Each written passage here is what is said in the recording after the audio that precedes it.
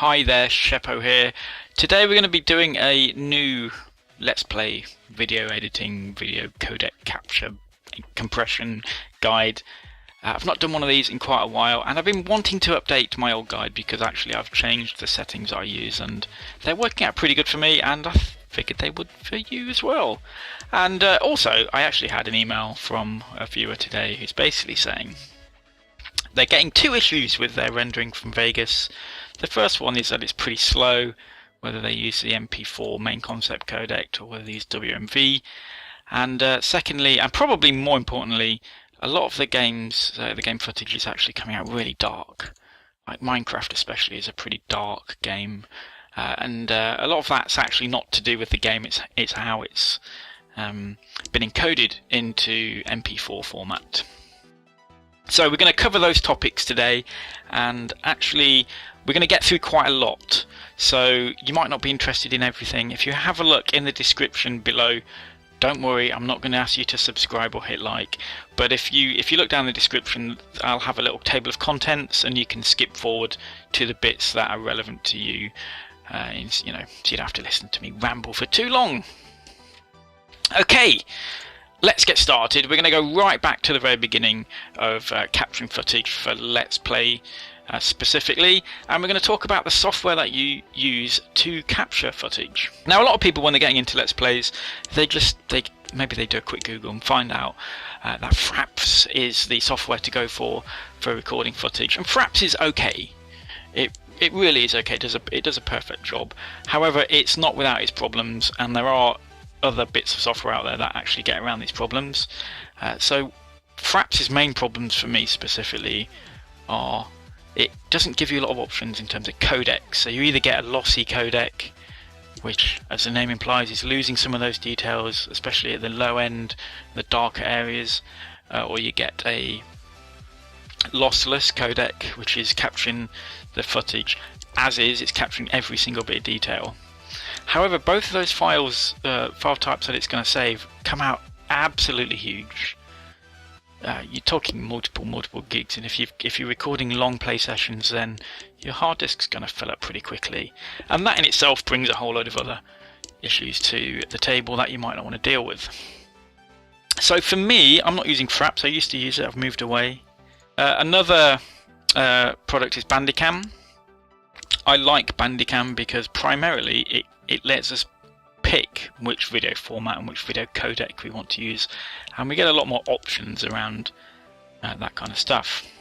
So for example, under codec we actually get, straight out of the bat, we get a hardware based NVIDIA CUDA codec. So that's actually not using your CPU to do the encoding in the video. We get XVID, MPEG-1, Motion JPEG, YV12, which is, these bottom two are the equivalents to Fraps. So we've got a YV12 color space and an RGB24, which is lossless.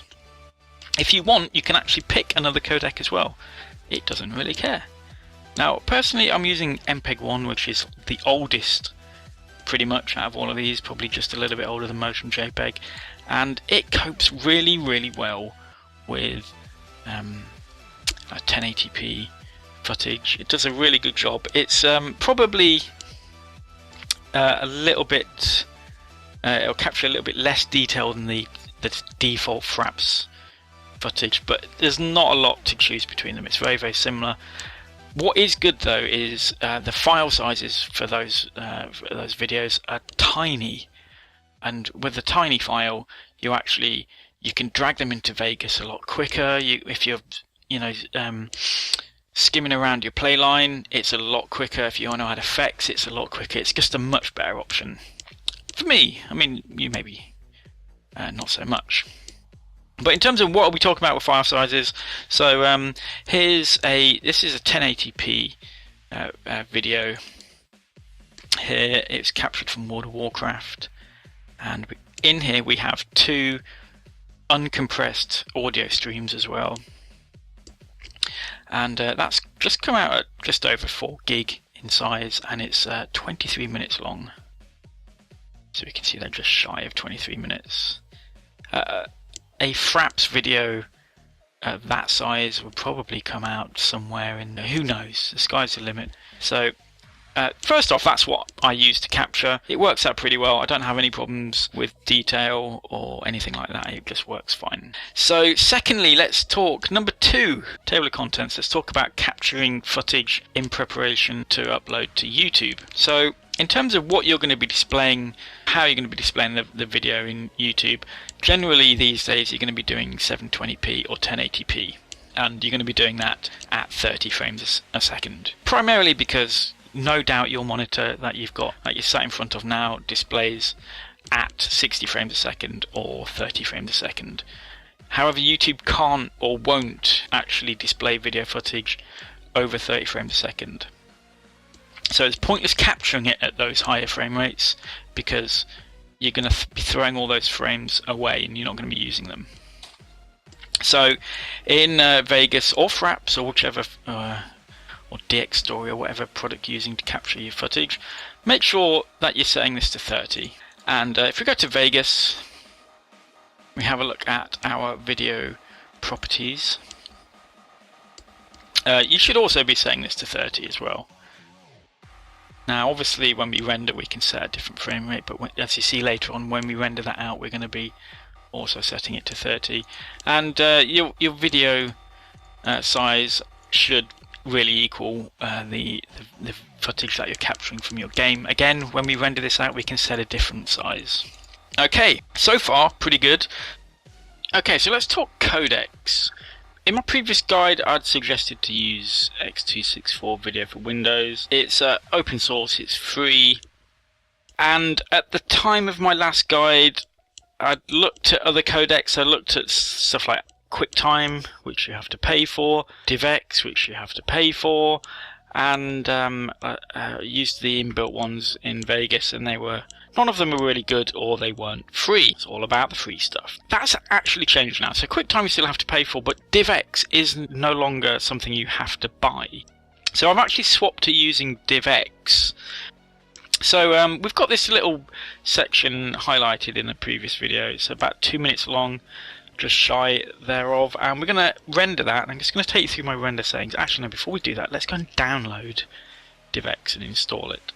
I'll put this link in the description, divx.com. If you search for video codec, what it actually says is the DivX codec pack is included with every download of DivX software, and it includes a full set of codecs, filters and splitters to power DivX 10. If you're looking at this guide in 2 years, maybe DivX 11 is out. So what we're going to do is we're just going to download that.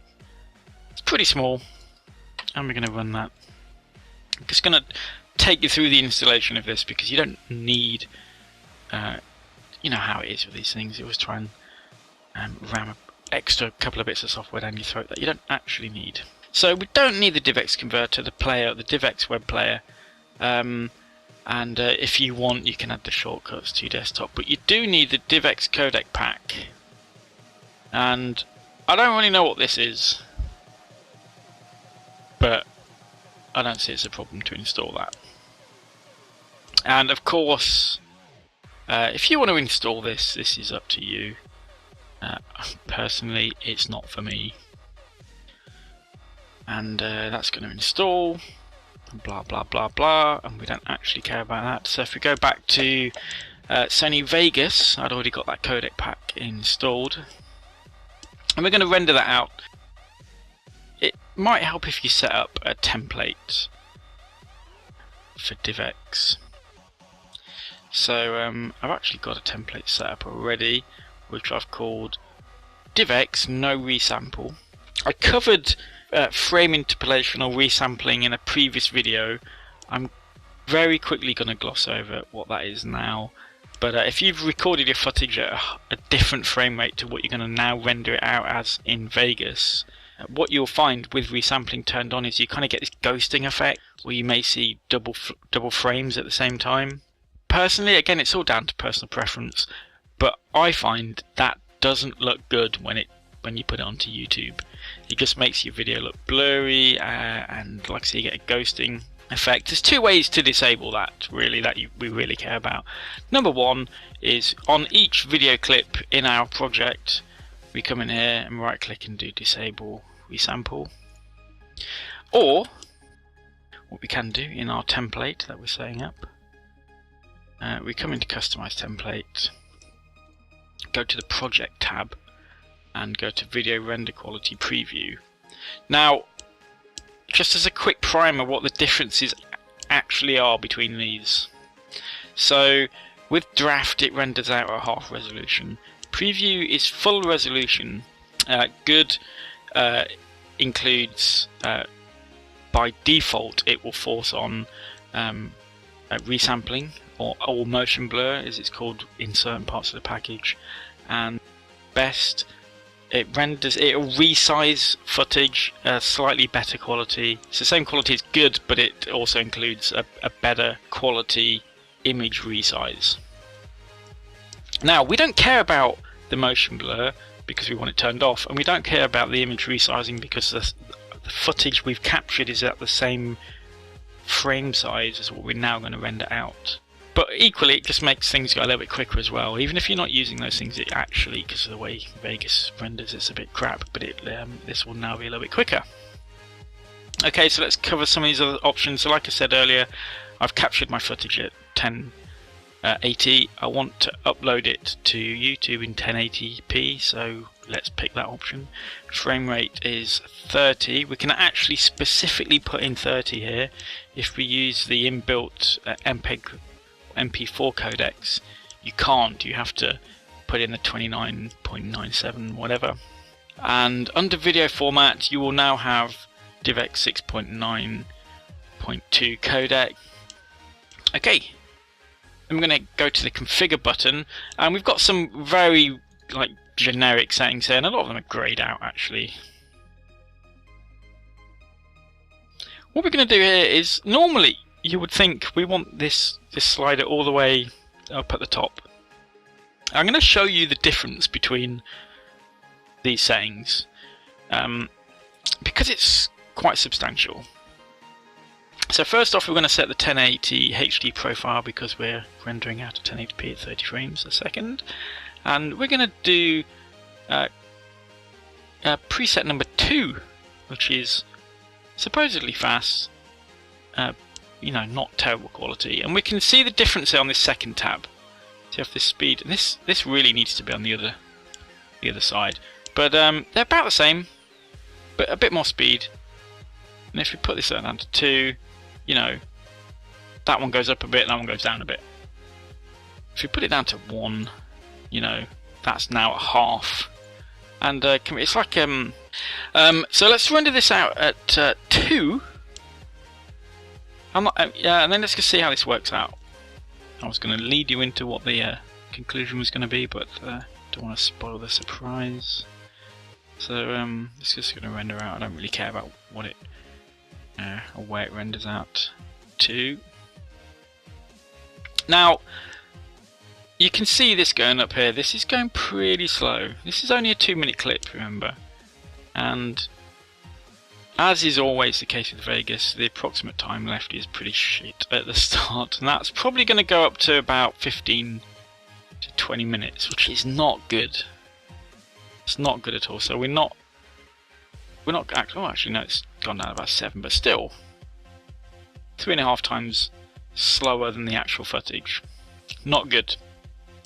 And bearing in mind, we're not doing a lot in this project. We've got 1 video track and 3 audio tracks, and we are passing it through a couple of audio filters, but meh. And that quality is going to come out. It's going to be fine. It's going to be fine. Let's go back into DivX settings. Customize template again. Configure. And we're not going to change anything other than this slider. We're going to put it down to 1. Okay. Let's just render it again. Look at it fly. Holy shit. So we'll just let that finish. The other setting on that screen, there's got a. We'll come back and have a look at it in a minute. But it was talking about bitrate, and we're just going to do a 1-pass constant bitrate, and we're going to do it at 20 meg, which is the maximum that DivX will allow you to do. Now, if you're uploading to YouTube, and actually what YouTube does is it takes whatever video you give it and it resamples it and re-encodes it into different sizes, even if it's 1080p. And from what I remember, when it re-encodes it down again into 1080p, it limits the bitrate to 6 meg. So you're probably asking, well, why don't you just give it 6 meg instead of 20 meg?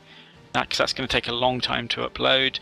And the simple reason is we care about quality, and if you every time you re-encode lossless video, you're going to incur a bit more noise or a bit more blocking into the video. It's going to come out worse quality than it was before. So ideally what we want to do is keep the quality relatively high. I mean, it's going to end up on YouTube anyway, so it's going to be fairly dire, but if we can keep it fairly decent on the other side of the scale, and then when YouTube re-encodes it, it's going to come out okay. If you were to give it the 6 meg file to re-encode into another 6 meg file, it's going to come out noticeably worse quality on the other side. So I always recommend to people to encode from Sony Vegas as highest quality as they possibly can. It really depends about your CPU speed and how much you can actually bear to upload to YouTube. It's all about time, really. Anyway, that's finished. That took a minute and a half. That's not too bad. That's more than livable. And if we go and have a look at this this footage, we'll mute that because you don't want to listen to. And this is actually resample. I'm actually recording at 720p, so some of this text is looking a bit shoddy. But what we really care about here is shadows. Black things should be coming out black, so you should be able to tell a difference between something that's black and charcoal grey. And traditionally, like grey stuff blocks a lot, and you get a lot of noise around white text and things of high contrast, and you're getting some of that here, but it should be perfectly good quality. So that's DivX. Let's just once again let's go and have a look at those rendering settings.